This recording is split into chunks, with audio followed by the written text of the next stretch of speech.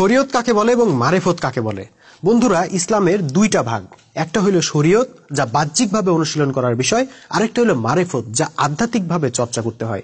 আমরা অনেকেই শরীয়ত নিয়ে পড়ে থাকি, মারেফতের কোনো খবর নাই। আবার অনেকে মারেফত নিয়ে পড়ে থাকি, শরীয়তের কোনো খবর নাই।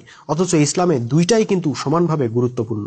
একটা উদাহরণের মাধ্যমে এই গুরুত্বটা বোঝার চেষ্টা করা যাক। ধরেন আপনার অফিসে 1 লক্ষ টাকার একটা বান্ডিল আছে। আপনি চাইলে এই টাকাটা চুরি করতে পারতেন, কিন্তু আপনি চুরি করলেন না, কারণ চুরি করে ধরা পড়লে কঠোর শাস্তি হবে। আপনি শাস্তির ভয়ে টাকা চুরি থেকে বিরত থাকলেন। এইটা হলো ইসলামের শরীয়তের দিক।